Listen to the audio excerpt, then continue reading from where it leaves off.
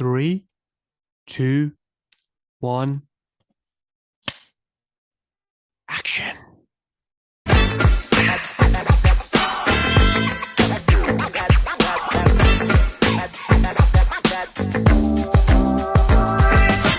let me tell you something, brother. I can't have two guys who look like they ate steroid pancakes for breakfast, turning my island into Beirut. Detective, that is uncalled for. You gaslighting us?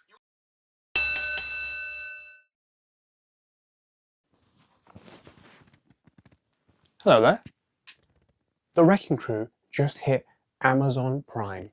Yes, I was pumped for this. Bautista is back in the big time. It's a great action spectacle. It's Jason Momoa, it's Bautista. You know I love a little bit of that combo. I had to review this. I was so pumped, and thank goodness it delivered. So get ready for me to go gaga over The Wrecking Crew. Now. We can only start in one place when we're talking about the highs of The Wrecking Crew, and that's Dave Bautista and Jason Momoa, the pairing that we have come for. That's literally why this movie was made. It was to service this duo, and it does not disappoint. They are brilliant together. They exude charisma. They're hilarious. They're obviously very much so believable action, heroes, tough guys, and from the moment go, their first scene together, they are brilliant. They are effortlessly, going back and forth. Comedic timing's on point. It's hilarious. They also have a lot of heart in moments. Not a lot. That's not what we're here for. But there is a scene when they have a real heart to heart, and I think, particularly Dave being the more stronger actor, he carries that forth, and there's a good emotion there. But predominantly, they have fun. And we can see that. And I think that is the most beautiful thing about this, is the film just services, just gives them platforms, gives them moments to shine, and they deliver.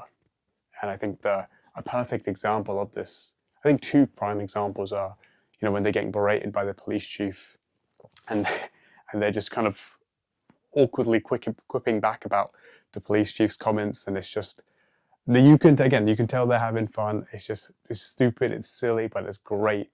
And one moment I think in particular that stands out for me is, Jason's love interest comes, and he kind of like nudging Dave, talking about how hot she is, and he's using the word spicy, and then Dave joins in on the jokes, and they're all kind of just laughing and being silly.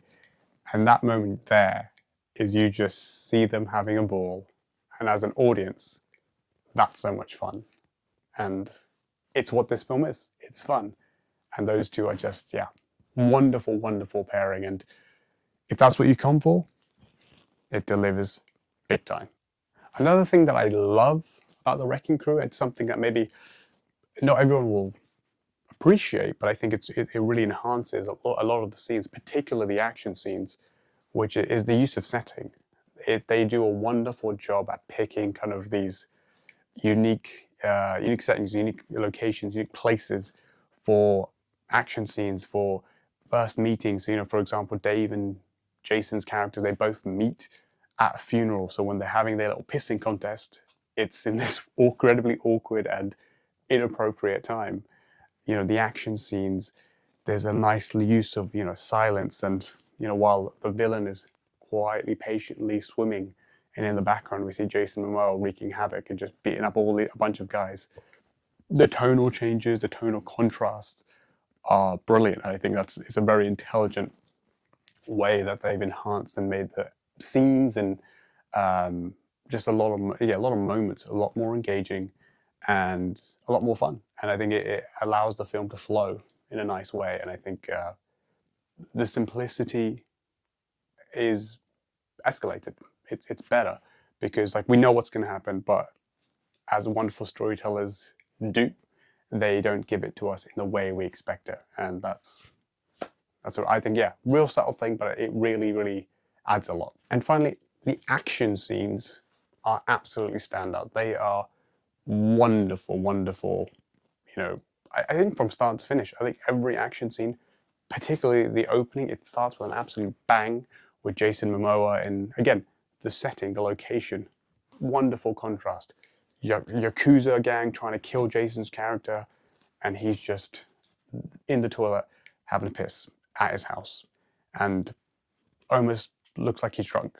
You know, it's wonderful. It's again, it's hilarious, but then it gets super violent, like unexpectedly violent. I didn't expect the level of brutality in this, but again, that kind of shift and that jump from not expecting it, it's really, it works brilliantly. And I think, yeah, again, a brilliant merging of everything, and the final 30 minutes of this film is just an all-out spectacle for Dave and Jason just to kick ass. Again, that's another thing that we're coming for. That's a part of this experience. We need Jason and Dave to shine.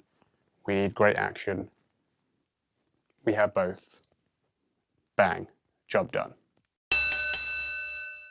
Now, I did say, of course, this film is not a cinematic masterpiece. It's not going to be a premier example of brilliant writing and storytelling, etc., etc.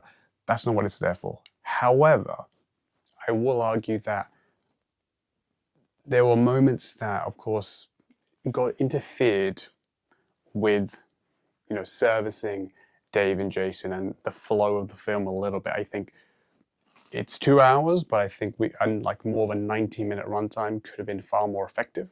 There is filler, there is moments that don't really service very much, don't really add a lot, and it kind of interferes with the flow and us kind of getting to the fun.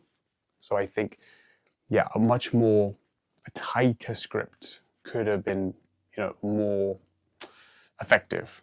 And I think that ties back to the lack of story depth and kind of world building that goes on.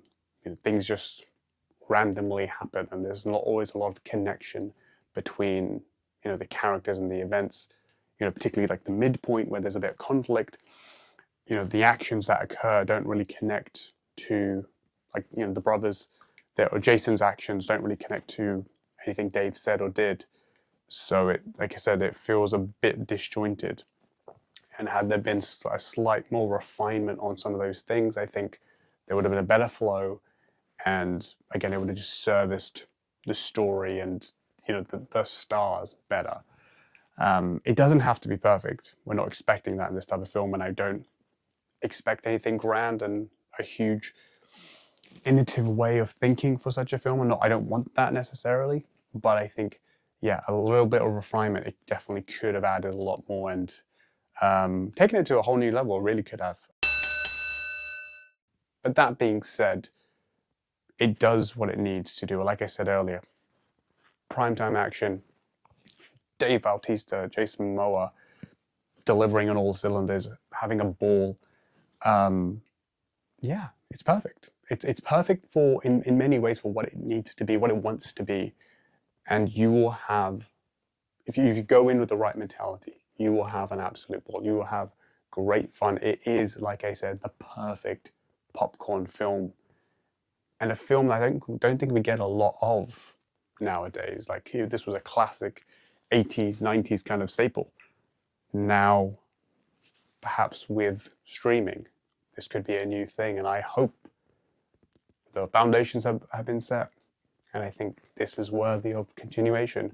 The Wrecking Crew and this duo could be a franchise, and I'm hoping for that. We're praying for that, because Dave and Jason were, yeah, an absolute treat to watch. It's great fun. Please, guys, go watch it. Treat yourself. Relax, kick back, Amazon Prime, and just have fun. Just enjoy the madness, because Jason is hilarious. There's so many one-liners. Dave is brilliant as well. Dave had a bit of a dip year last year, but this kind of takes him back to where we want him to be. The prominence of a major film, big stars, a big appeal, high quality, and yeah, just watch it. It's great fun, because as Dave always does, he gives us what we want. Now, as always, please like, subscribe, much love, appreciate it. Go watch The Wrecking Crew. Thank you.